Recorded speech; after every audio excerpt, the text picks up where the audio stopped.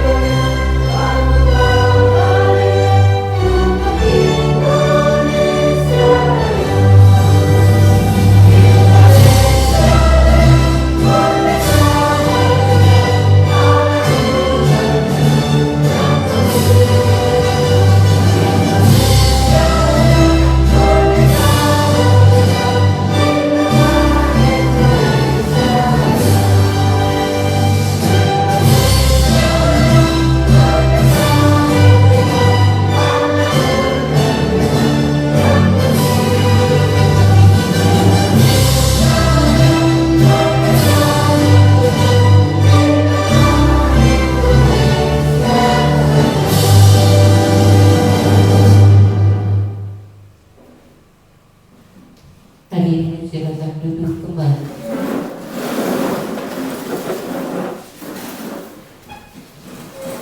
Sambutan sekaligus membuka kegiatan komunitas pelajar oleh penanggung jawab komunitas pelajar SMP Negeri 4 Sepauk, pada Ibu Sistiria Rahayu Ramawati SPD, kami silakan. Terima kasih untuk waktunya kepada yang moderator. Selamat siang. Yang saya hormati Bapak Arifin sebagai penanggung jawab Komponen SDN 48 Nepung Beruang, dan Ibu Yohana Desi penanggung jawab atau yang mewakili Kompol dari SMA Negeri 2 Sepauk. Dan yang saya banggakan Bapak Ibu hebat dari SD, SMP, dan SMA di Kecamatan Sepauk, Desa Subang, dan juga adik-adik dari STKIP sebagai calon guru yang nantinya juga pasti akan menjadi guru hebat. Puji dan syukur kita haturkan kepada Tuhan Yang Maha Kuasa, karena limpahan rahmat yang luar biasa yang boleh kita terima pada hari ini, sehingga kita dapat berkumpul bersama di gedung SMP Negeri 4 Sepau ini. Terima kasih juga karena telah memenuhi undangan kami. Ini suatu hal yang luar biasa karena belum pernah. Ya, karena zaman dulu nggak ada istilah komunitas belajar, tapi karena tuntutan zaman, sehingga belakangan ini, di tahun-tahun belakangan ini kita wajib membuat komunitas belajar untuk kita semua. Baik, Bapak Ibu kami undang pada hari ini berkenaan dengan imbas dari kami mengikuti pelatihan guru penggerak. Jadi di sekolah ini yang ikut pelatihan yang jadi CGP ada 3 orang sesuai nama yang di depan, ya. Jadi untung saja saya itu tidak sendirian, ada 2 orang yang mau dan lolos, sehingga saya tidak gemeteran di depan Bapak Ibu semua sendiri. Jadi ada yang merasakan seperti saya 3 orang ini. Baik Bapak Ibu, jadi tugas kami adalah kami harus membuat aksi nyata, kami harus memperkenalkan atau mengimbaskan apa yang sudah kami pelajari. Jadi budaya positif ini kami terima dalam waktu 2 minggu belakangan, dan kami harus mengimbaskannya paling lambat tanggal 26 Agustus karena 28-nya sudah harus selesai diupload. Semoga nanti kombel-kombel yang lain kalau misalnya ada kegiatan, apalagi katanya SMA dapat apa itu? Dapat uang pelatihan, kami boleh ikutlah. Itu. Nanti setelah pembukaan ini kita akan dibagi menjadi 3 kelas. Nanti Pak Ariman yang akan memandu Bapak Ibu masuk kelas yang mana? Baik Bapak Ibu, mohon izin berdiri karena saya laki-laki, orang-orang yang bilang kekuatan laki-laki itu diukur dari seberapa kuat dia berdiri. Selamat siang Bapak Ibu. Iya. Untuk seperti ini, pertama-tama marilah kita bersyukur bagi Tuhan Yang Maha Esa atas segala rahmat-Nya kita boleh berada di sini dalam ruangan ini dan keadaan sehat tanpa gangguan apapun. Dan langsung ini ada beberapa yang saya sampaikan. Yang pertama, terlepas dari undangan Pramudia Komunitas SMP, kami berterima kasih Bu sudah diundang dalam kegiatan Komunitas SMP 4 Sepau ini. Ini merupakan kehormatan bagi kami tentunya, dan ini merupakan satu inspirasi bagi kami di mana nanti tentunya kami akan membalas dendam kepada Ibu, di mana nanti ada rasanya suatu saat kami akan mengundang Komunitas SMP di Komunitas SMA untuk bergabung dalam kegiatan kami. Ya mungkin nanti tentunya Bapak Ibu dari Kombel ini bukan menjadi tamu, bukan menjadi peserta, mereka mungkin nanti akan menjadi narasumber bagi kami. Ya, narasumber bagi kami karena terus terang saja ada beberapa hal yang memang sekarang menjadi titik dilema bagi kami, khususnya di dalam mata pelajaran. Kami di sini kan namanya guru kelas, tidak menguasai banyak mata pelajaran, khususnya di bidang bahasa Inggris. Dan yang dulunya bahasa Inggris itu menjadi salah satu mata pelajaran yang sifatnya tidak wajib, di mana kurikulum merdeka ini sudah menjadi wajib. Itu menjadi kelemahan bagi kami semua, di mana pengetahuan kami ini untuk bahasa Inggris itu hanya tahunya yes dan no doang, selebihnya no. Nah, oleh karena itu kami kan mengundang anggota Kombel dari SMP atau SMA untuk membagikan praktik baiknya khususnya di dalam mata pelajaran bahasa Inggris. Karena kami bisa menjadi guru yang baik juga sama seperti Bapak Ibu sekalian. Dan tentunya dalam semua ini juga untuk kegiatan komunitas belajar ini sudah sering kami lakukan, tapi tidak pernah terlintas sedikit pun dipikirkan oleh kami untuk mengadakan kegiatan komunitas belajar itu lintas jenjang SD, SMA bergabung. Nanti mungkin bisa kita apalagi ada Kombel dari TK-nya lebih komplit di sini Bu ya. Nah itu ini sangat saya apresiasi sekali, saya sangat bangga ini udah dari situ samping dengan adanya destinasi kegiatan ataupun tugas dari kegiatan guru penggerak, tapi ini merupakan satu hal yang sangat positif sesuai dengan tema juga budaya positif. Dan ini suatu kebanggaan juga bagi saya pribadi untuk kawan-kawan yang sudah lolos menjadi calon guru penggerak TGP angkatan berapa? Angkatan 11, angkatan terakhir di Sintan Bapak Ibu ya. Masih ada Bu? 12. Informasi di Sintan ada lagi, bagian Sintan. Masih ada. Oh gitu. Iya. Oh gitu. Ya, karena memang informasi yang saya terima itu untuk JGP Angkatan Timur ini Sintan tidak termasuk, gitu. Jadi agak kecewa. Sementara ada juga keinginan kawan juga untuk ingin daftar di JGP, tapi karena tertutup ini mudah-mudahan lah ada update informasi lagi. Jadi yang saya terima itu sudah diperbarui dengan informasi terbaru. Ya demikian yang dapat saya sampaikan. Intinya saya sangat bangga, saya sangat senang, dan saya akan sangat bersiap berpartisipasi mendukung setiap kegiatan Kombel, karena Kombel ini merupakan hal baru yang kita terus wajib lakukan, laksanakan, karena kegiatan Kombel ini merupakan wadah yang sangat penting untuk kita meningkatkan kompetensi. Karena kalau kita hanya berharap dengan kompetensi dari kegiatan dinas itu akan sangat sulit, tapi kalau dari Kombel ini sangat mudah dilaksanakan. Yang penting hanya ada satu kemauan yang mau ikut kegiatan di Kombel manapun, itu bisa memberikan kita untuk mendapatkan ilmu pengetahuan berbagai macam yang khas Jawa, dan itu juga lebih bermanfaat bagi kita semua. Yang demikian tambahan yang dapat saya sampaikan. Mohon maaf jika terdapat kata kurang berkenan, dan kata terima kasih dan selamat siang.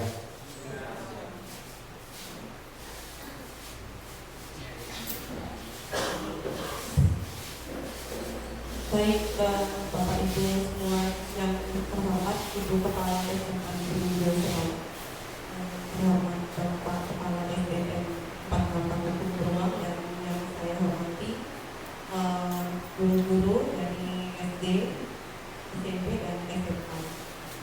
Pertama-tama mungkin udah banyak yang diutarakan oleh Pak Arifin ya, kurang lebih ya sama lah. Saya pertama-tama mengucapkan banyak terima kasih kepada SMP Negeri 4 Semau karena telah mengundang kami SMA Negeri 2 Semau untuk bergabung dalam aksi nyata diseminasi budaya positif. Nah, jadi kegiatan ini sangat baik, sangat positif untuk diikuti, karena budaya positif itu saya rasa di semua jenjang itu kurang lebih sama ya penerapannya. Nah, lalu saya berharap kegiatan ini bisa diikuti dengan baik oleh kita semua. Jadi kita pulang ke SMA nanti ada bekal. Ya kan biasanya kan ikutnya yang dari online, daring biasanya. Itu pun tidak selalu kami mengikuti itu jenjangnya sama. Kadang-kadang kita juga ikut yang jenjang SMP. Jadi untuk disiplin positif, budaya positif itu kalau antar jenjang itu tidak apa-apa. Kemudian benar kata Pak Arifin, kegiatan ini kalau bisa nantinya kan bisa berlanjut, jadi kita bisa bergabung nanti ada TK, mungkin untuk tema-tema yang memang kombelnya itu bisa bergabung dalam penyampaian materi. Nah kemudian nanti kita kan dibagi tiga kelompok, jadi diikuti lalu nanti usil semoga kami bisa ngepun ya. Nanti SMP berdurung sininya ngepun durung. Nah siapa tahu nanti ada kesempatan, nanti kami akan mungkin mengundang SMP, SD, mungkin TK juga bisa bergabung dalam kegiatan yang diselenggarakan oleh komunitas belajar SMA Negeri 2. Baik Bapak Ibu semua, kita nikmati prosesnya karena ilmu yang kita dapat itu sangat berguna untuk kita terapkan di satuan pendidikan masing-masing. Mungkin itu saja yang dapat saya sampaikan. Saya ini tidak pandai basa-basi ya Bapak Ibu, orang itu di poin merangkai kata-kata yang baik itu agak kurang bisa. Nah, akhir kata saya ucapkan terima kasih dan selamat siang.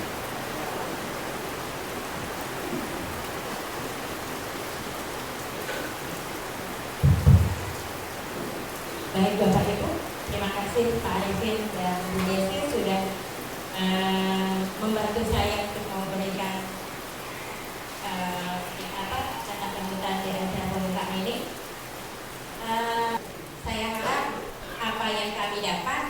apa yang kami bagikan nanti akan menjadi bahan diskusi kita di hari itu juga, sehingga lebih bermakna bagi kami dan bagi kita semua. Karena seperti dikatakan oleh Pak Arifin dan Bu Desi, untuk budaya positif itu tidak ada batas jenjang. Baik, demikian dengan menyebut nama Tuhan Yang Maha Esa, komunitas belajar SMP Negeri 4 Terpau dengan agenda diseminasi budaya positif, dengan ini saya nyatakan dibuka.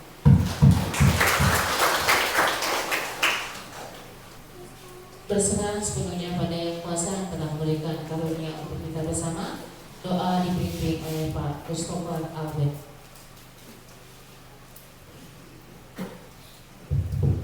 Ya, selamat siang. Terima kasih undangannya kita bisa hadir bersama kami. Ya baik, sebelum kita melanjutkan kegiatan, kita sudah dibuka melanjutkan ya. Sebelum kita melanjutkan kegiatan kita pada saat siang hari ini, sebagai orang beriman, sebagai orang percaya, untuk kita melandaskan itu semua dalam doa kita. Baik, jika saya meminta doa, mari kita berdoa dan kita berdoa. Ya Tuhan, kami kembali datang kepadamu.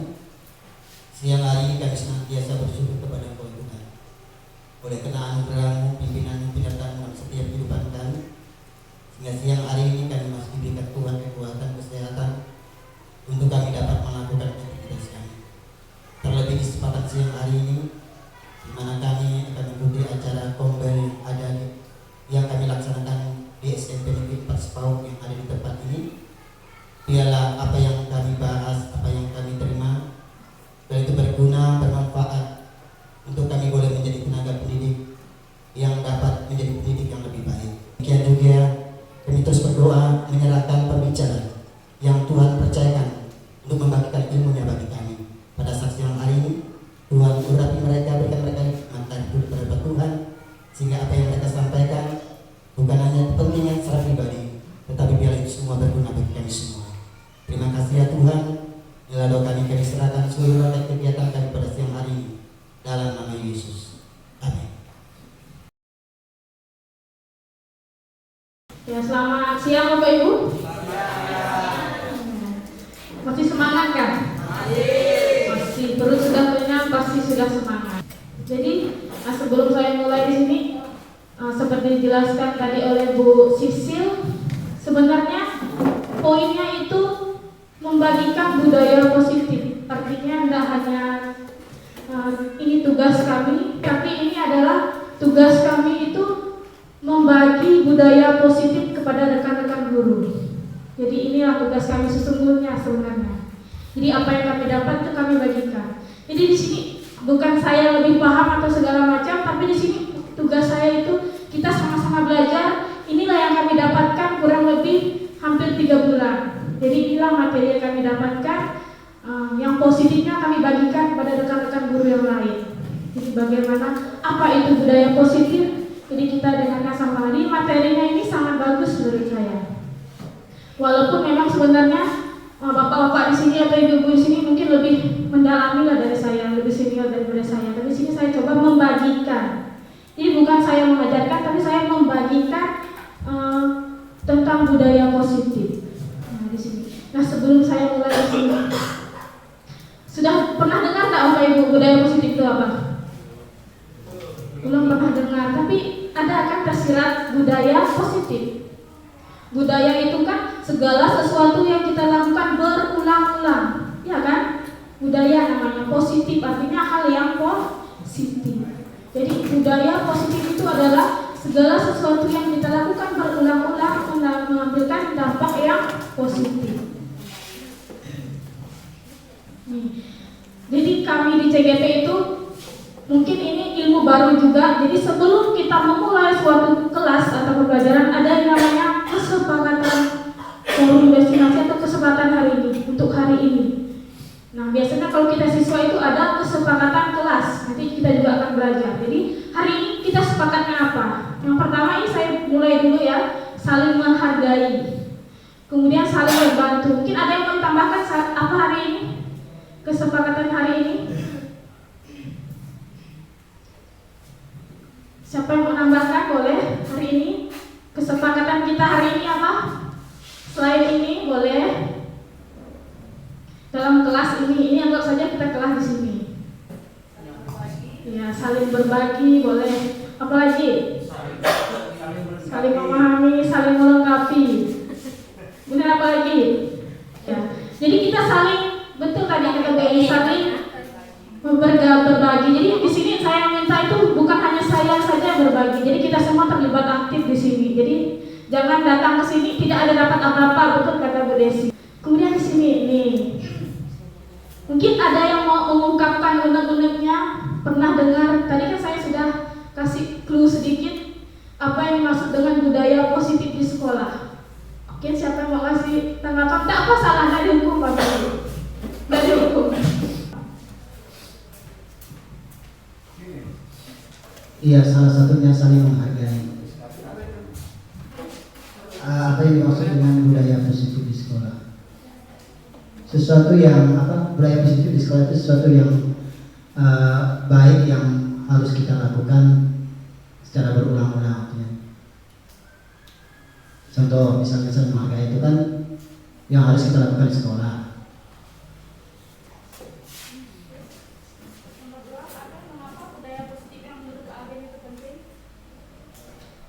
Sesuatu yang positif itu saya rasa itu sangat penting. Sesuatu yang positif artinya sesuatu yang baik, yang memang harus kita lakukan tanpa henti, gitu ya.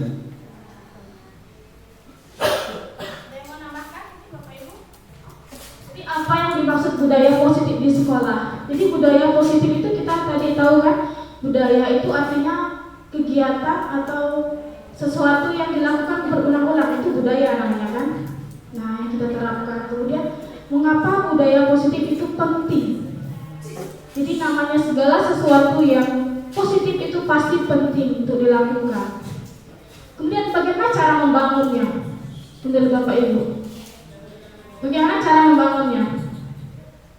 Membangun budaya positif di sekolah. Yang pasti ada yang namanya kolaborasi. Itu sangat penting.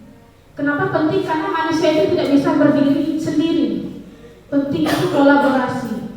Kita tidak bisa membangun budaya positif kalau tidak ada kolaborasi.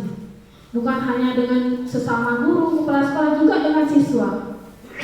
Karena yang namanya kolaborasi itu kan budaya positif yang kita terapkan, kita pasti melibatkan yang namanya siswa dan orang tua siswa di sini. Kemudian tantangan apa? Nah, ini banyak sekali tantangannya kan.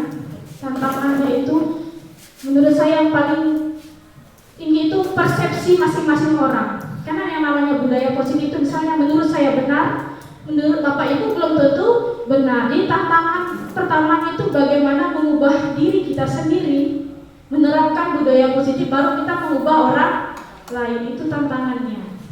Kemudian apa peran guru dalam mendukung budaya positif di sekolah? Jadi apa perannya guru? Perannya guru itu menuntun. Nah, di sini kami kemarin itu ada modul 1.1 itu tentang filosofi Ki Hajar Dewantara. Di situ kami belajar tentang ternyata pembelajaran yang kita lakukan biasanya itu masih salah. Ya, saya sendiri lah terutama. Jadi guru itu berpusat pembelajaran, ternyata itu salah. Ternyata murid itu harus pusat pembelajaran, guru hanya menuntun, bukan menuntut. Yaitu filosofi Ki Hajar Dewantara sesuai dengan kodrat alam dan kodrat zaman. Yang artinya guru itu menuntun siswa sesuai kodrat alam, artinya pembelajaran itu boleh menyesuaikan dengan lingkungan alam kita. Tak mungkin kita maksakan anak misalnya ekstra berenang di kolam renang, tak mungkin kan. Nah, jadi harus sesuai kodrat alam dan kodrat zaman. Nah, jadi ilmu itu semakin hari itu semakin berkembang. Jadi tak boleh mindset kita itu hanya stuck di tempat. Jadi ilmu baru, ilmu semakin hari itu semakin berkembang, semakin tinggi. Sama dengan siswa. Zaman dulu tidak ada kan, paham fokus ini tidak ada. Zaman saya sekolah. Jadi sekarang sudah ada. Jadi ilmu itu semakin berkembang.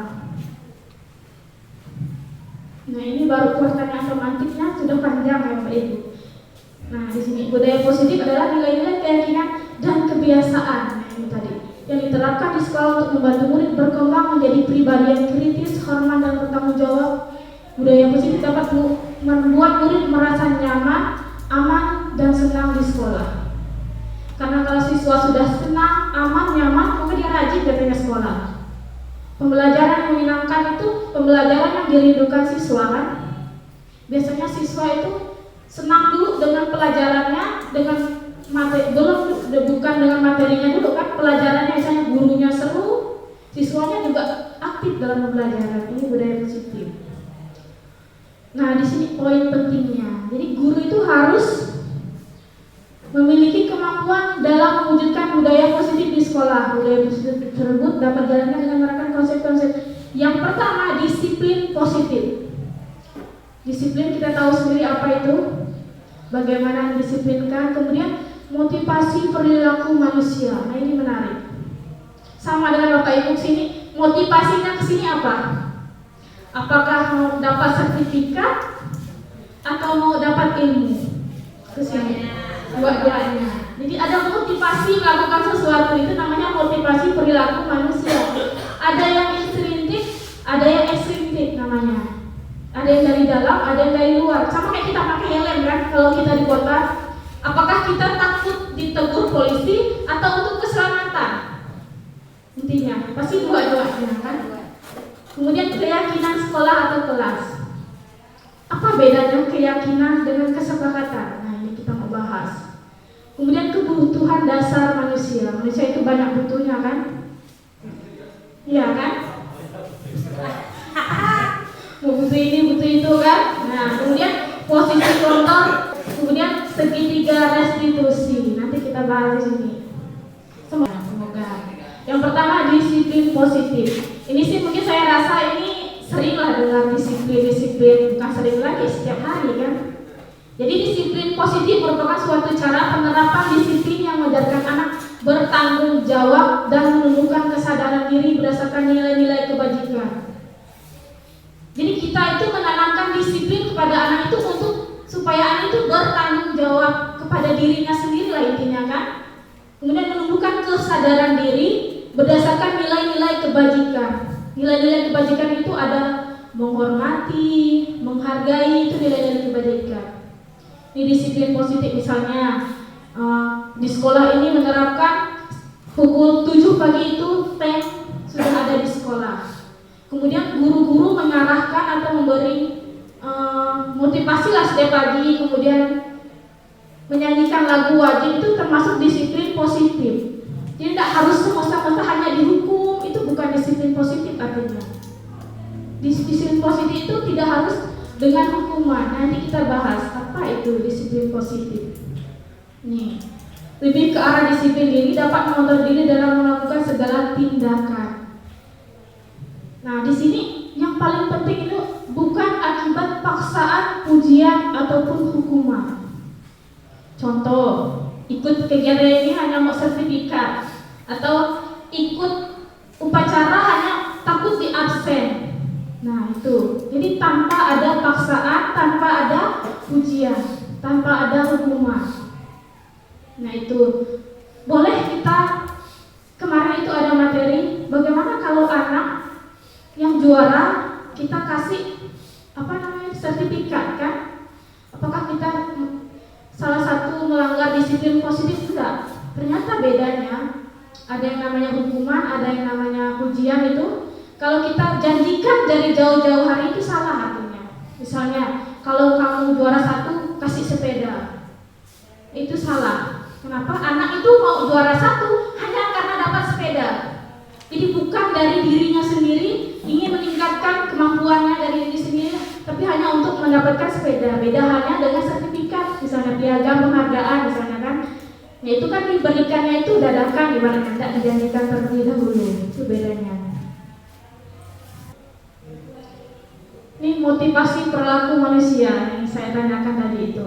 Nih, ada 3 motivasi manusia itu melakukan sesuatu. Yang pertama, untuk menghindari ketidaknyamanan atau hukuman. Sama kayak anak-anak kita kan, melakukan sesuatu itu hanya gara-gara menghindari ketidaknyamanan atau hukuman, jadi takut dihukum. Kemudian yang kedua, untuk mendapatkan imbalan atau penghargaan dari orang lain.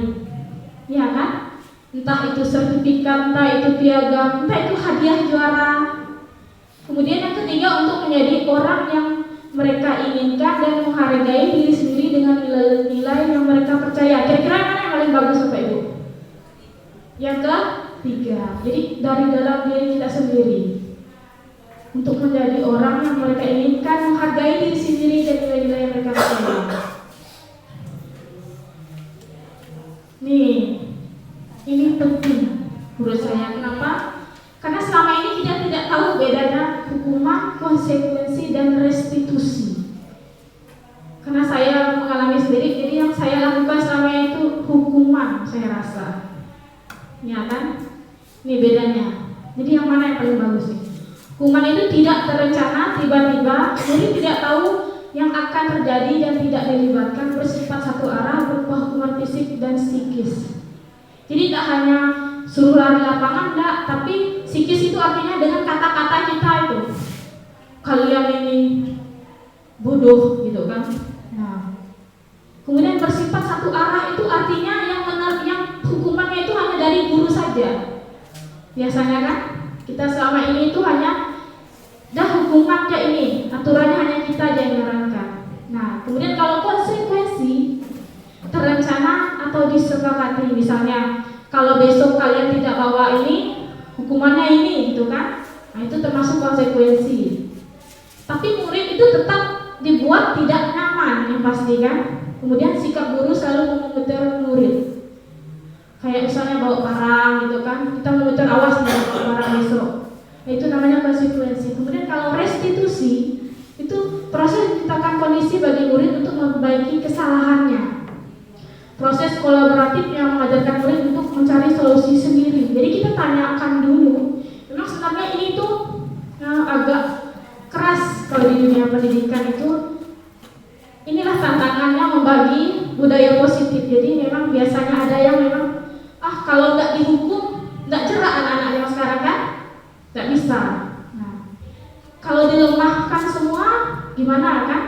Nah, tapi inilah dia tuntutan zaman. Sekali lagi perkembangan zaman. Jadi proses menciptakan kondisi murid memperbaiki masalah-masalah. Jadi kita panggil dulu anaknya. Kemudian akhirnya itu kita tanya solusinya. Misalnya dia ganggu siswanya di kelas. Misalnya kelahilah si A dengan si B. Nah, si B ini ngadu lah, mengapa si A itu ganggu dia. Kemudian kita tanya nih, masalahnya apa, bagaimana kita penyelesaiannya, kemudian apa yang sudah dilanggar. Nah, kemudian kita tanya, menurut kamu itu bagaimana solusinya? Misalnya gara-gara rebutan pulpen, atau gara-gara yang satu nilainya rendah, yang satu molo. Jadi gimana caranya solusinya agar kawan ini tidak rendah nilainya? Nah, itu namanya restitusi. Nah, ini keyakinan kelas atau sekolah. Mengapa keyakinan kelas bukan peraturan kelas? Pernah mikir nggak? Sekarang kok digagah-gagah itu keyakinan kelas. Kenapa bukan peraturan kelas? Kenapa? Kalau peraturan yang buatnya siapa? Guru, kan? Peraturan yang buatnya guru. Tapi kalau keyakinan itu disepakati, diyakini dua belah pihak, guru dan murid. Itu namanya keyakinan. Jadi sudah kita sepakati, sama awal tadi saya nanya hari ini kita aturannya seperti apa, maunya kesempatan seperti apa. Jadi sudah sepakati, kemudian itu boleh, konsekuensinya itu boleh. Itu bedanya sekarang ya Bapak Ibu. Jadi kalau dulu itu kita hanya buat peraturan, ya guru yang buatnya kan, tapi sekarang itu gitu caranya. Maka di setiap kelas itu biasa sekarang itu wajib ada keyakinan kelas. Keyakinan itu dibuat dua arah. Hari ini apa? Atau per guru mata pelajaran boleh, per wali kelas juga boleh ditempel di dinding keyakinan kelas. Jadi dibuat dua arah. Aturannya itu buat sama-sama. Misalnya, kalau saya terlambat hari ini, hukumannya apa? Itu boleh. Itu bedanya keyakinan kelas dengan peraturan kelas. Nah, ada pertanyaan Bapak Ibu? Sebelum lanjut, ini proses pembentukan keyakinan sekolah atau kelas. Guru berperan dalam mewujudkan terbentuknya keyakinan sekolah atau kelas dengan adanya kesepakatan antara guru dan murid. Jadi dua belah pihak itu harus sepakat. boleh dibuat beri konsekuensi. Karena sudah kita catatkan, sudah kita tulis di depan. Nah, kemudian keyakinan sekolah atau kelas berupa pernyataan universal. Universal itu artinya umum, menyeluruh, itu yang mudah diingat dan dipahami dan harus diterapkan di lingkungan sekolah. Dibuat dalam pernyataan positif nih, sesuai dengan kondisi kelas dan sekolah sehingga mudah diterapkan. Kemudian terakhir, warga sekolah atau warga kelas dilibatkan saat membuat keyakinan kelas. Nah, ini contohnya. Nih, keyakinan kelas nih. Setiap anggota kelas perlu yang pernah belajar, senang. Jadi tidak semuanya. Jadi dalam kalimat yang positif di sini, saling menghargai, merasa aman. Nah, apa sih bedanya keyakinan kelas dengan kesepakatan kelas? Pernah dengar enggak? Jadi peraturan sekarang kesepakatan. Kemudian selalu bersikap positif, senantiasa menjadi diri. Ini boleh ditempelkan di, mungkin kalau SD mungkin lebih menarik ditempelkan di dinding-dinding kelasnya gitu ya. Ini keyakinan kelas. Nah, ini juga boleh contoh nih, keyakinan kelas 9C contohnya. Bekerja menjaga kebersihan kelas, boleh. Kemudian saling peduli dan menghargai, membantu satu sama lain, menjaga dan meletakkan barang sesuai tempatnya. Ini keyakinan kelas. Apa Pak Alben, ada pertanyaan? Nah, ini boleh ya Bapak Ibu nih. Sekarang itu sudah tidak ada yang namanya peraturan kelas, yang ada keyakinan kelas. Nah, biar nggak ngantuk, kita ice breaking dulu. Boleh ke depan Bapak Ibu, ke depan semuanya. Ya. Biar gerak sedikit tadi yang udah dalam perutnya sudah kenyang, kita keluarkan sama-sama di sini.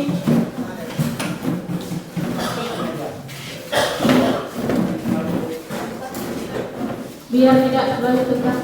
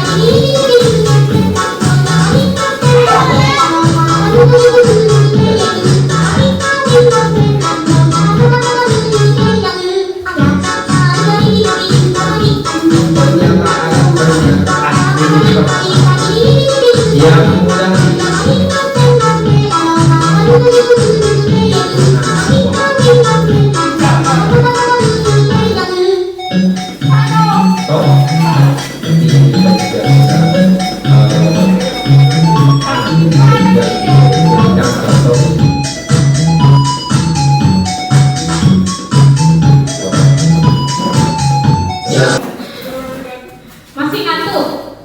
Nah, tadi ngantuk semua saya lihat, jadi nggak dikasih pemanasan di sini.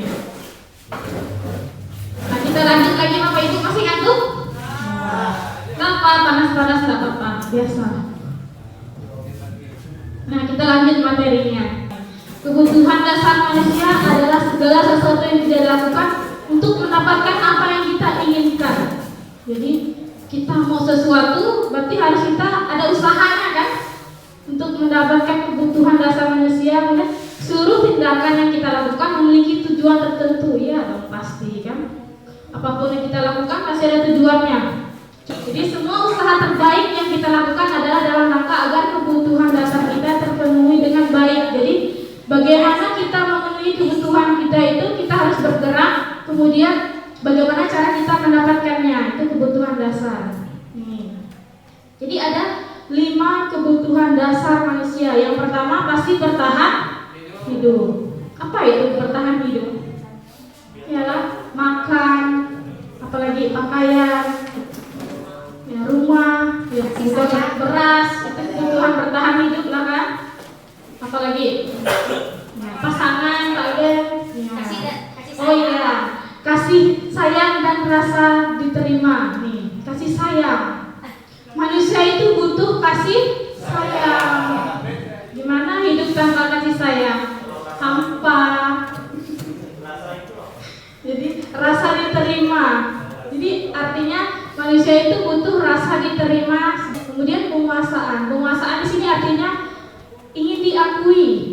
Jadi misalnya siswa itu juara atau bisa, jadi ingin diakui, itu penguasaan. Kemudian kebebasan dan kesenangan pasti. Kebebasan ini artinya mereka itu ingin jadi dirinya sendiri, biasanya itu anak-anak. Ini kebutuhan dasarnya. Kesenangan ya pasti ya kan, kita perlu kesenangan, ini kebutuhan dasar manusia, tidak bisa dipungkiri, inilah kebutuhan dasar manusia. Bukan hanya makan, pakaian, bukan hanya itu ternyata kan. Kasih sayang juga perlu Pak Alben.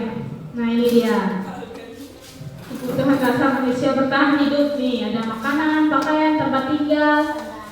Nih rasa diterima, kasih sayang dan rasa diterima itu diterima, dipedulikan, berbagi, kerjasama, menjadi bagian dalam kelompok.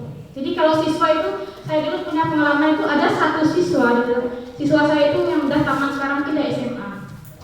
Itu saya teliti dia itu dari kelas 7, saya perhatikan itu tidak punya kawan dalam kelasnya.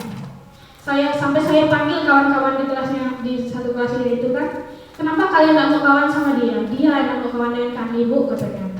Ada di SMA dia sekarang.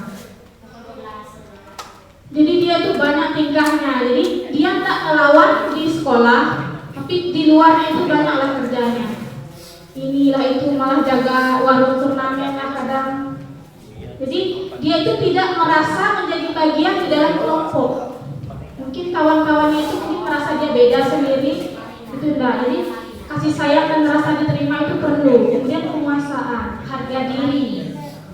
Jadi kadang anak-anak nakalnya itu perlu rasanya itu menjadi pemimpin, dianggap, berprestasi, diakui, didengar. Ini biasanya. Kemudian kebebasan itu mandiri, memiliki pilihan, mencoba hal baru. Nah, anak-anak sekarang itu kan mencoba hal baru, itu suka. Kemudian mampu mengendalikan arah dirinya. Jadi walaupun yang namanya anak-anak zaman sekarang itu penasarannya tinggi, pengen ini, pengen itu, tapi artinya harus mampu mengendalikan arah dirinya. Jadi walaupun pengennya tinggi, ingin tahunya tinggi, jadi harus mampu mengendalikan arah dirinya. Kemudian kesenangan, ya anak-anak pasti kan, atau kita lah semuanya kan, bermain, humor, antusiasme, tertawa, pasti. Tidak ada manusia yang tidak butuh ini semuanya. Jadi fungsinya guru atau tugasnya guru itu memahami 5 kebutuhan dasar anak-anak kita. Jadi bukan hanya tentang bagaimana kita mengajarkan, mendidik, tapi kita bagaimana memahaminya. Kayak tadi itu kan, misalnya anaknya ini terlalu aktif di kelas, apa sih yang dia butuhkan sebenarnya kan? Kadang kan ada anak yang terlalu aktif di kelas. Apa yang dia butuhkan sebenarnya? Kita tuh nggak tahu kan? Apakah dia bertahan hidup atau di rumahnya dia misal kurang kasih sayang dari orang tua. Nah makanya saya tuh kalau ada anak yang nakal itu sebenarnya kita tidak tahu di rumahnya itu masalah dia apa, dia bawa ke sekolah lalu kita marah, makin muncak kan, makin nakal anaknya. Jadi inilah tugas guru, memahami 5 kebutuhan dasar anak-anak kita. Jadi bagaimana kita mengendalikan siswa kita itu kita harus paham dulu. Di sini ada kasus. Kita dalami bersama-sama. Jadi apa yang dibutuhkan anak ini menurut Bapak Ibu ini? Ibu Zulaika, guru wali kelas 9C, sedang bingung menghadapi ulah salah satu murid di kelasnya, namanya Tommy. Beberapa anak telah mengeluhkan Tommy yang sering kali meminta bekal makan siang mereka dengan paksa. Jika Anda menghadapi situasi seperti Ibu Zulaika, apa yang akan Anda lakukan? Menurut Anda kira-kira apa alasan Tommy yang melakukan hal itu? Kira-kira di antara 5 kebutuhan dasar tadi, apa yang diperlukan oleh Tommy? Menurut Bapak Ibu? Pertama, hidup. Yang apa? Yang pertamanya?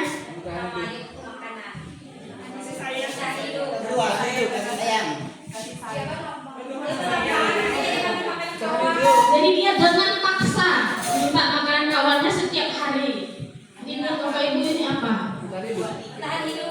Bertahan hidup boleh, banyak-banyak boleh. Bertahan hidup dan kasih sayang.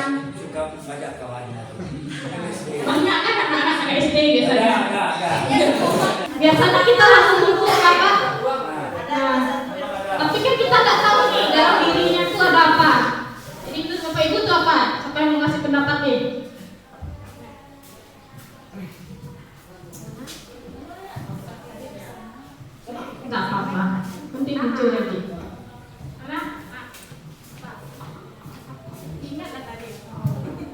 Oke, terima kasih. Kalau menurut saya yang dilakukan oleh Bu Zulaika itu kan dengan memanggil siswa. Di sini kalau menurut saya itu saya mempunyai dua opini. Nih. Yang pertama itu bertahan hidup. Kenapa bisa bertahan hidup? Masuk kebutuhan dasar bertahan hidup. Ini karena makanan ya, karena tadi itu dia suka merebut secara paksa makanan kawannya.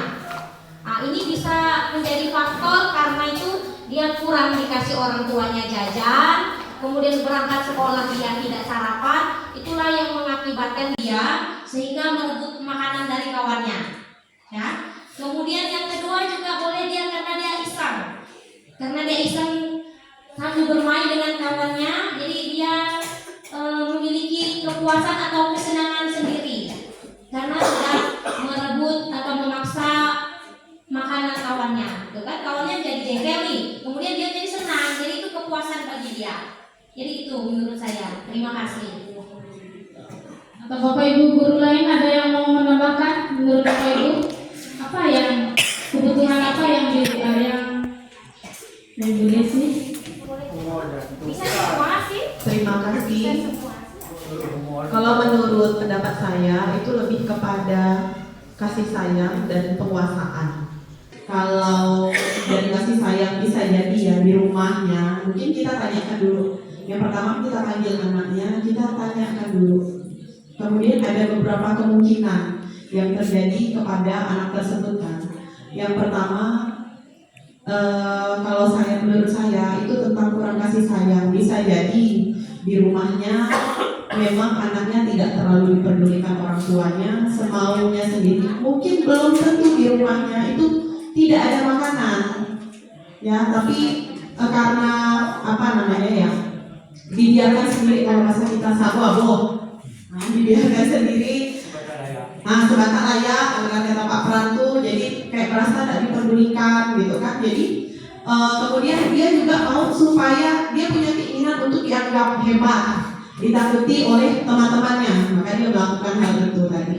Kalau menurut saya sih karena mungkin kurang dipedulikan dari keluarga, bisa jadi. Kemudian dia ingin punya ingin punya pengakuan. Ini teman-temanku nih takut untuk dengan dia. Jadi kayak mau jadi kepala geng atau tukang palak ya Pak Pran ya. Nah, kalau itu menurut saya sih. Mungkin yang lain ada yang berbeda. Terima kasih.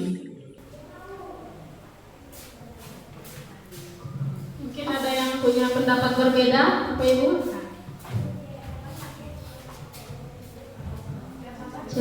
Baik, terima kasih. Kalau menurut saya ada beberapa opsi. Yang pertama, bertahan hidup juga termasuk. Tapi jika sudah hampir setiap hari itu perlu dipertanyakan. Masa iya setiap hari dia malak kawannya untuk minta makan. Kemudian kasih sayang, bisa jadi dia kurang kasih sayang. Karena saya cukup memantau juga, saya pernah ikut kampus mengajar. Saya mengajar di SD, kemudian pernah magang di SMP dan sekarang di SMA. Saya cukup memperhatikan anak-anak yang memang ada masalah tertentu. Contohnya bisa dari kurang kasih sayang tadi. Biasanya orang yang kurang kasih sayang atau ya kelakuannya cenderung nyeleneh, itu dia akan melakukan hal-hal yang cukup aneh, terkesan caper. Bisa juga menjadi lebih nakal atau seperti yang Ibu Desi bilang tadi, ingin diakui bahwa dia itu hebat. Kadang bisa dikatakan bahwa tanpa sadar dia melakukan perbuatan-perbuatan yang agak menyimpang karena tadi kurang kasih sayang, kurang bimbingan, dan masuk juga dalam penguasaan, keinginan untuk dianggap lebih wah. Kadang di luar kendali dia. Bisa jadi anak-anak yang kelakuannya menyimpang itu terkadang tanpa sadar dia lakukan karena bimbingan atau edukasi dari orang-orang sekitar itu masih kurang. Sekian Bu, terima kasih. Ya, terima kasih. Ada yang mau menambahkan lagi? Ya, tepuk tangan untuk Bapak, untuk ibu-ibu kita hari ini. Ya, jadi sudah mulai tersirat di otaknya kan, materi hari ini sudah mulai menangkap lah saya lihat ya, luar biasa. pembahasan kita hari ini. Jadi bagaimana kita jadi guru itu harus memahami 5 kebutuhan dasar manusia. Jadi kita hari ini dapat ilmu baru ya Bapak Ibu.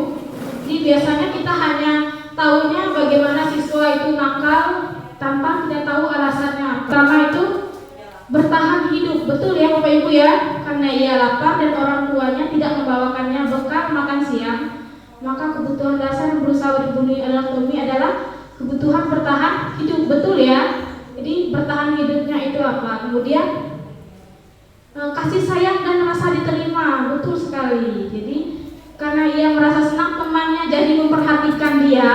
Nah, ketika temannya melaporkan tindakan itu pada gurunya dan memberitahu kepada orang tuanya, sehingga orang tuanya itu jadi perhatian dengan dia. Yang awalnya tidak peduli dia makan atau enggak gitu kan.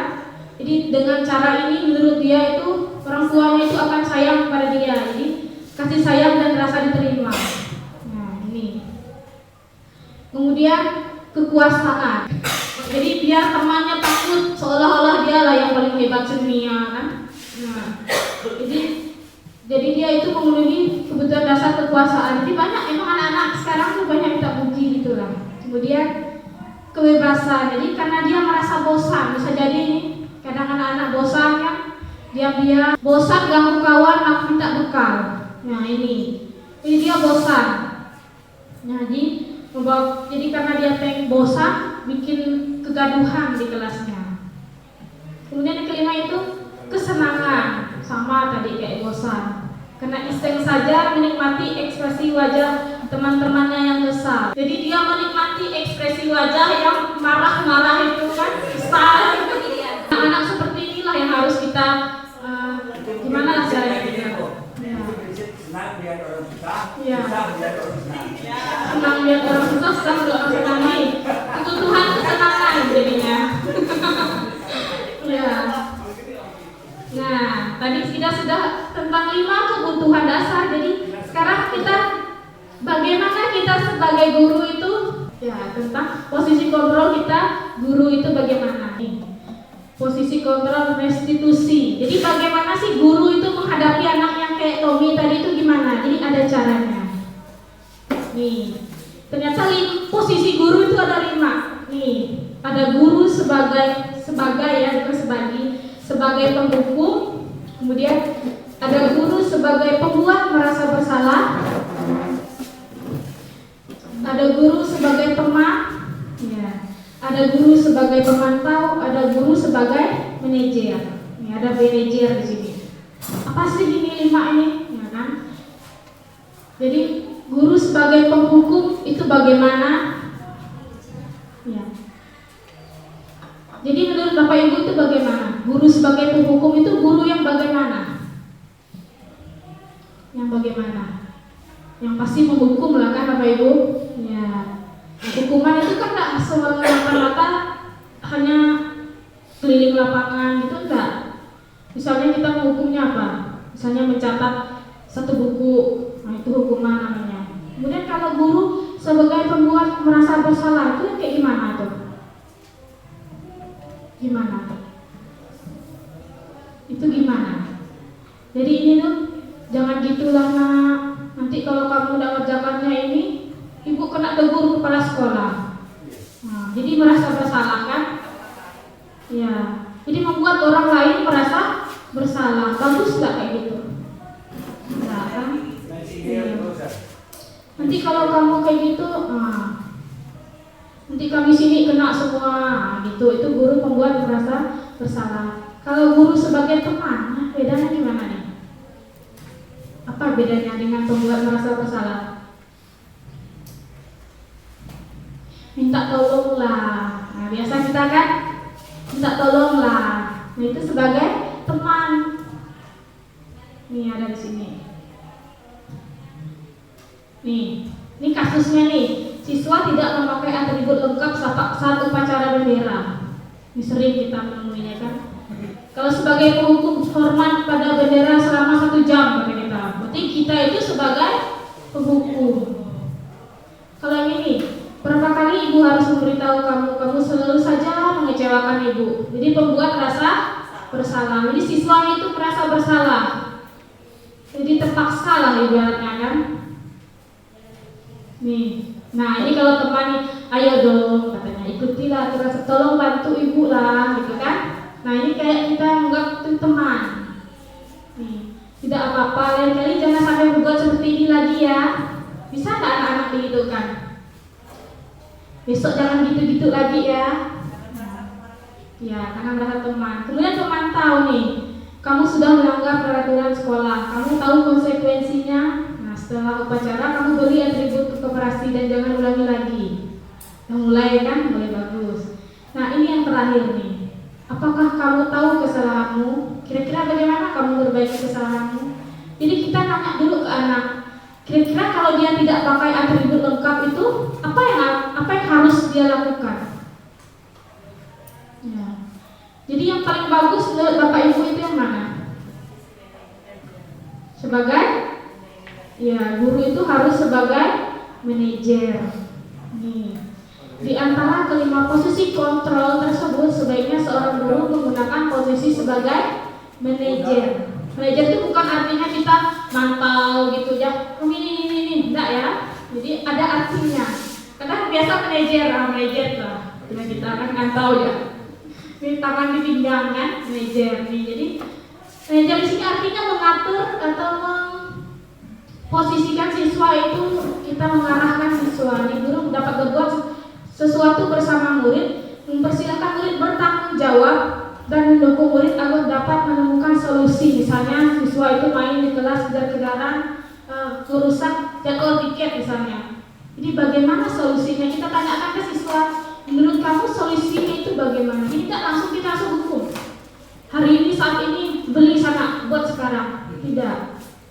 Nah jadi kita itu tanya dulu, sama kayak tadi kan anak-anak yang kayak Tommy tadi kan, nah, mungkin kita kalau sekarang sih mungkin kalau kita belum dapat ilmu ini kita langsung hukum kan.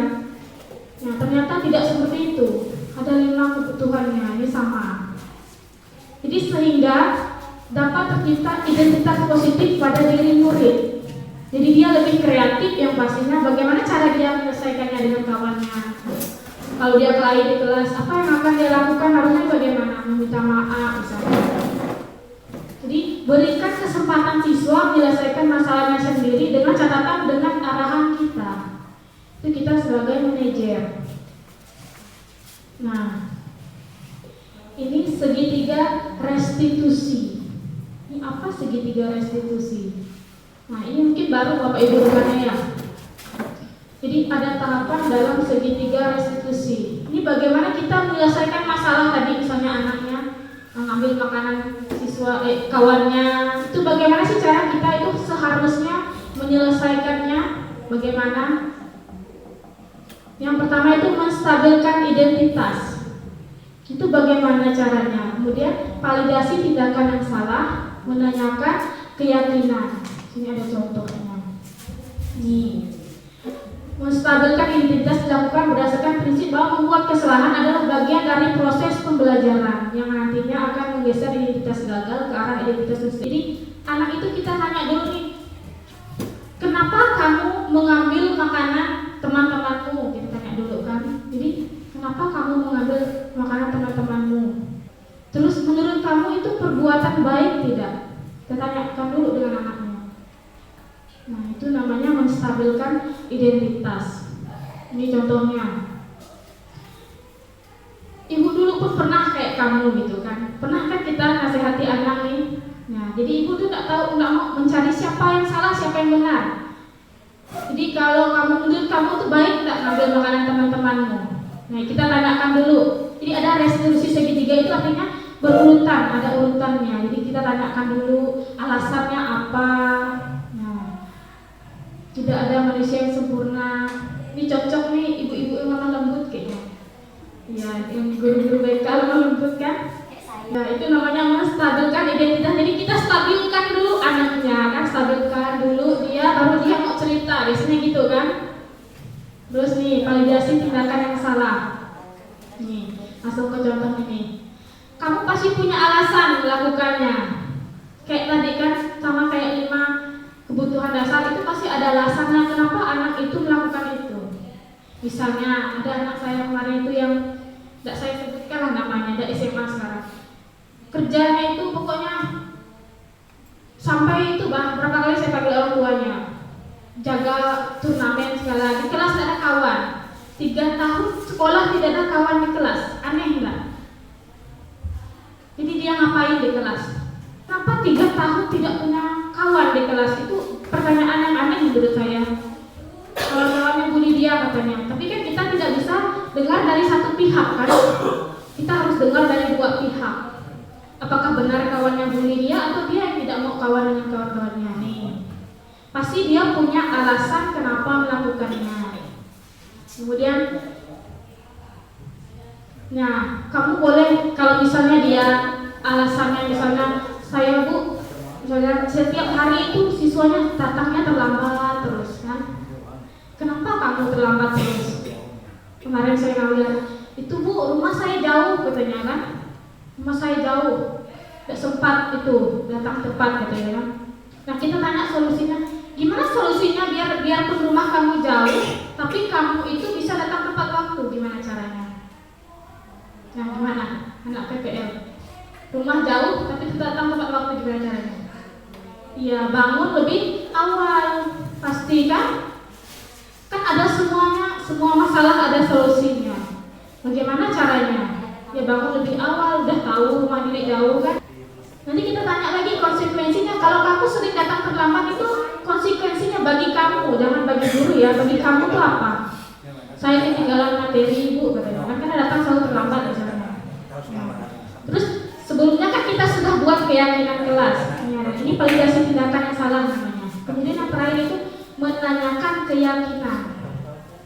Dah adalah solusinya. Misalnya kayak Tommy tadi, apalah solusinya? Jadi dia itu harus kasih tahu orang tuanya, misalnya kan harus setiap pagi itu siapkan bekal. Kemudian kalau anak yang terlambat, solusinya tadi apa? Kamu lebih awal. Kemudian ditanyakan yang keyakinannya. Menurut dia, keyakinan kelas mana yang sudah dia langgar? Dari awal saya kita buat. Kita kan buat keyakinan kelas nih. Datang tepat waktu, boleh kan? Boleh buat keyakinan kelas seperti itu. Dan kita tanyakan lagi ke anak ini. Jadi apa keyakinan mana yang sudah dia langgar dari semua keyakinan yang kita tulis? Itu namanya menanyakan keyakinan. Diselidiklah dengan motivasi-motivasi kita sebagai guru di contohnya. Nilai-nilai apa yang sudah kita sepakati? Sama kayak tadi kan kita kan di awal. Jadi saya ingatkan Bapak Ibu, sebelum proses pembelajaran boleh setiap sebelum proses pembelajaran kayak saya tadi boleh kesepakatan atau keyakinan itu dibuat terus. Kemudian per 1 semester boleh. Nah, jadi kalau anak salah kita bisa tanyakan ini. Jadi kesepakatan bersama. Jadi nilai apa yang telah kamu langgar yang telah kita sepakati, itu kan boleh kita pakai. Nah, dengan ini kita bisa kasih konsekuensi dengan siswa. Tapi kalau tanpa keyakinan kelas, itu sama artinya kita menghukum. Tanpa yang namanya hukuman itu satu arah kan? Nah, satu arah, siswa tuh tidak tahu aturannya itu dibuat guru, tiba-tiba melanggar salah. Tapi kalau kita sudah buat keyakinan kelas dari awal, ditempel setiap hari itu, jadi kalau siswa salah, siswa terlambat, bisa kita kasih konsekuensi. Jadi dia sudah melanggar keyakinan kelas misalnya. Itu fungsinya ya Bapak Ibu. Jadi tidak hanya apa sih keyakinan itu fungsinya. Mungkin sekarang nggak boleh menghukum ya. Jadi judulnya tuh konsekuensi lah. Jadi ada hukuman tapi ada apa konsekuensi sehabis itu misalnya. Itu dia. Ini fungsi keyakinan kelas. Jadi nggak hanya ditempel udah selesai dah enggak. Itu fungsinya ya. Jadi ini contoh menanyakan keyakinan kalau kita ada anak-anaknya ini. Seorang guru yang baik harus memiliki kemampuan dalam mewujudkan budaya positif di sekolah. Budaya positif dapat dijalankan dengan menerapkan konsep-konsep inti seperti ini. Jadi mungkin banyak ilmu yang lain yang bisa diterapkan, tapi inilah ilmu yang kami dapat kami bagikan. Nah, banyak kemarin. Jadi kami di awal itu tentang yang namanya filosofi Ki Hajar Dewantara. Tahu kan Bapak Ibu Ki Hajar Dewantara? Bapak Pendidikan Nasional. Jadi kita itu dari SD, saya itu dari SD, dari TK lah mungkin kalau anak zaman sekarang, saya tidak TK. Kenal kan dengan Ki Hajar Dewantara? Tapi kita tuh tidak pernah loh baca filosofisnya ada. Jadi saya bacanya itu pas materi CGP ini. Jadi intinya apa dari filosofi Ki Hajar Dewantara? Ini inti yang saya dapat sekarang itu, guru itu menuntun bukan menuntut. Padahal kita belajar dari SD loh filosofi Ki Hajar Dewantara kan, tapi tidak pernah kita baca. Ini guru itu menuntun siswa sesuai dengan kodratnya. Tapi baru digagas sekarang, katanya baru merdeka. Enggak. Ki Hajar Dewantara itu dari zaman kita bayi itu sudah ada kan. Memang dia lah bapak pendidikan, tapi memang baru kita angkat, baru kita tahu ternyata sama dengan siswa kan. Tahu baca, tidak tahu memahaminya sama. Kadang kita pun memahami itu. Mungkin ada pertanyaan, boleh nanya. Kalau bisa saya jawab. Di sini kita berbagi ilmu atau mau menambahkan ide gagasan, boleh Bapak Ibu tentang materi hari ini. Ya, gagasan boleh lah.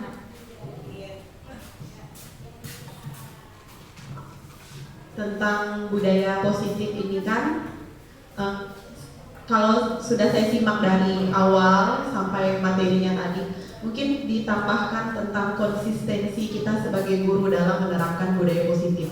Itu tadi, kita ada budaya positif yang bagus-bagus untuk diterapkan, tetapi kita sebagai guru tidak konsisten dalam menerapkannya. Bagaimana kita mau mencontohkannya, mau mengaplikasikannya, memperlihatkan atau menuntun siswa. Jadi menurut saya konsistensi dari kita sebagai guru dalam menerapkan budaya positif itu sangat penting.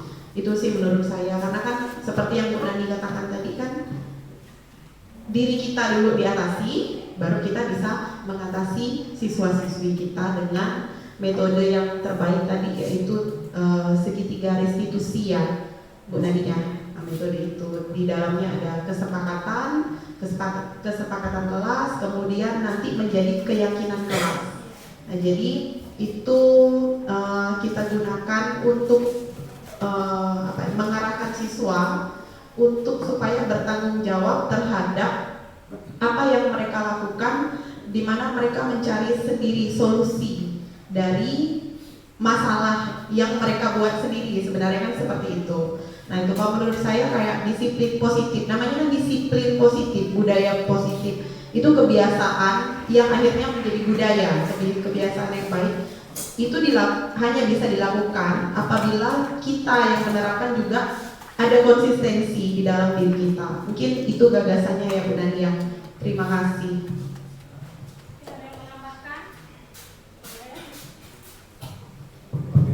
Ada yang menambahkan Bapak Ibu?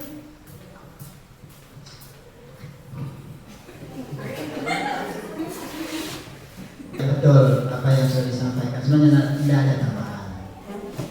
Memang kadang-kadang kita memang udah tahu ya sesuatu yang positif yang kita lakukan, tetapi terkadang kita itu kesepakatan kelas itu kadang-kadang hanya kepada murid, tidak kepada guru.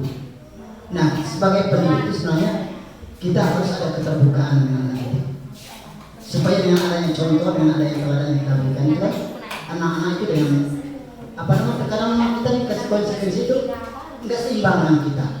Saya kasih satu contoh.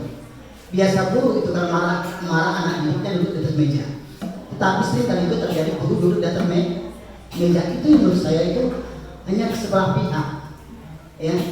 Jadi seharusnya itu kedua-duanya, terlebih kita sebagai tenaga pendidik itu, ya. Saya rasa itu. Terima kasih.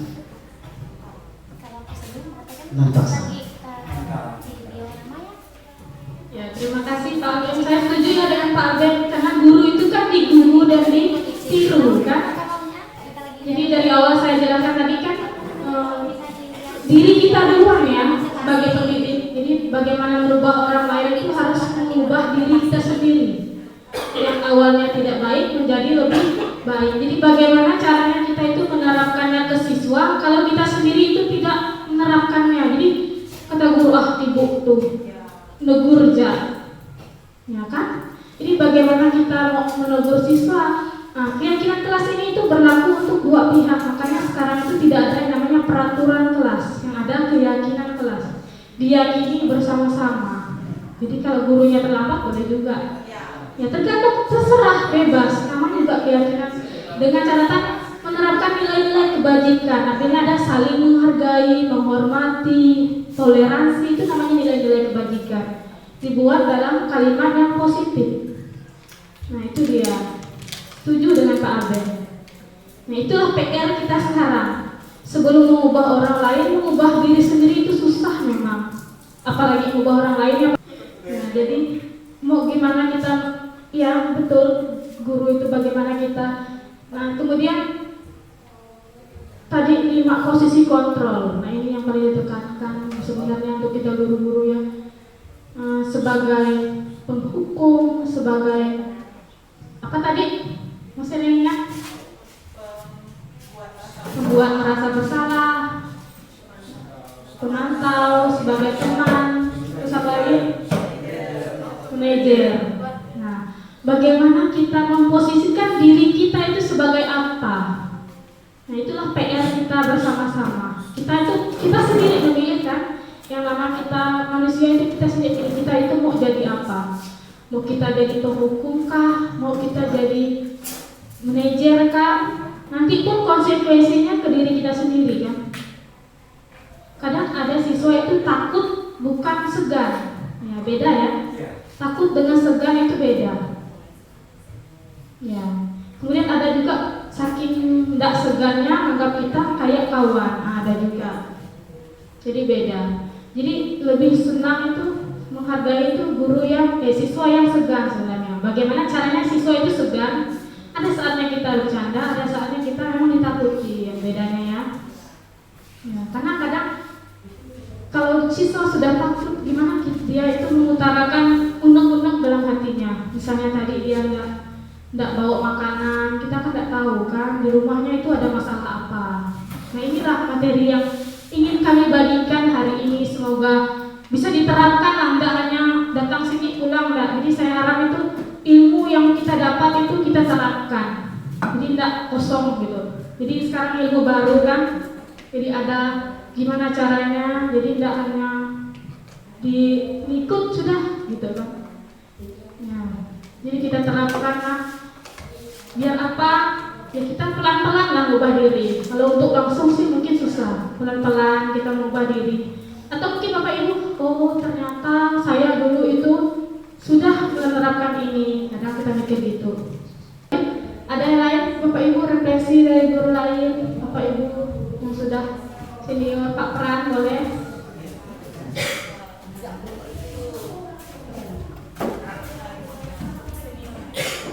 Baik, terima kasih atas kesempatannya. Tidak banyak yang bisa saya bagikan sebagai guru senior. Namun ada beberapa hal yang memang perlu kita kaji bersama sebenarnya ya. Kita di sini jenjangnya berbeda. Tentu yang menjadi pertimbangan kita kebiasaan anak itu kalau SD itu segini sesuai dengan usia mereka. Selanjutnya SMP segini. Kemudian SMA pasti jauh lebih besar. Kemudian berkenan untuk yang di SD ya. Kami lebih cenderung biasanya ya supaya anak itu timbul rasa ingin menghargai, kan sepertinya itu, bukan untuk takut. Cuma anak-anak itu cenderung takut. Nah, lebih banyak takutnya. Berkali-kali kalau secara khusus ya, karena begini Bapak Ibu, mungkin kalian belum kenal di sini, banyak mantan guru saya juga. Ibu Edi, kemudian Pak Gili, selanjutnya Ibu Tera, ini murid saya juga. Jadi saya 30-an lebih tahun dalam mengajar. Nah, jadi kurikulum yang namanya kurikulum, saya dari kurikulum yang disebut apa ya, CBS, segala macam begini, nggak komplit. Nah, jadi berkenan juga dengan sistem, dengan kurikulum merdeka yang lebih banyak, kita itu sebenarnya supaya anak itu tahu kita bangun sesuai dengan karakternya, kan begitu Pak. Nah, kalau dulu prinsipnya juga beda, kan begitu. Ya, jadi kalau khusus anak SD yang memang menjadi sedikit susah lah, karena mereka masih anak-anak, mereka lebih cenderung takut, kembali ke yang tadi, cenderung takut. Kemudian hal-hal yang memang apa ya, yang dibutuhkan mereka untuk supaya mereka mendapat pengakuan dari kita itu memang agak sedikit mungkin yang memang sebenarnya lebih banyak ke kasih sayang, itu aja. Kasih sayang untuk mereka minta perhatian, minta puji, minta segala macam. Jadi sebenarnya kurang. Mereka agak kurang itu. Nah, ini yang menjadi hal yang memang sebenarnya seperti yang Ibu Nani katakan tadi. Sebenarnya diam-diam saya bilang, oh ini sudah terjadi. Sebenarnya dari dulu juga. Walaupun kurikulumnya belum kurikulum merdeka. Jadi sekarang ini memang agak sedikit susah. Seperti masalah makanan tadi. Nah, itu terjadi teman kami itu. Mungkin kalau SMP enggak, harga diri lah kan lebih banyak terjadi pada diri mereka. Masa sih anak-anak SMP aku mau berebut makanan. Tapi kalau sekedar untuk main sih boleh lah. Tapi kalau untuk SD benar-benar ngerobot gini Pak. Nah, yang terjadi. Bahkan terjadi juga malah uang. Nah, ini berkali-kali juga mereka apa ya, kedapatan, dan beberapa kali juga mereka itu harus masuk keluar kantor, dan orang-orangnya masih cenderung orang-orang itu terus. Nah, kemudian seperti yang Pak Alden katakan atau siapa tadi, sebenarnya ya memang kadang-kala kita kan punya karakter juga sebagai seorang guru. Kita punya karakter yang melekat pada diri kita kan. Bagaimana kita menyesuaikan, artinya kita menerapkan kurikulum merdeka yang teringan harus begini, anak dibentuk sesuai dengan apa yang dimilikinya. Sementara kita punya karakter sendiri. Nah, ini yang memang betul-betul apa ya, sesuatu yang memang harus kita pertimbangkan benar-benar. Saya punya ego sendiri. Sementara ego saya harus saya beri dengan siswa yang punya ego sendiri, kan begitu. Namun bagaimana menyinkronkan? Artinya kita ambil garis tengah yang sesuai dengan, ya karena mereka memang nanti akan menjadi generasi yang memang baik untuk bangsa dan negara. Itu yang mau kita. Jadi menurut saya sebenarnya ya kalau mau diulas, kita masing-masing jenjang itu beda intinya. Jadi kami memang harus punya trik sendiri untuk menangani siswa, kemudian SMP juga demikian, kemudian untuk tingkat SMA juga demikian, dengan karakter yang memang beda sesuai dengan usia mereka. Mungkin demikian aja dulu.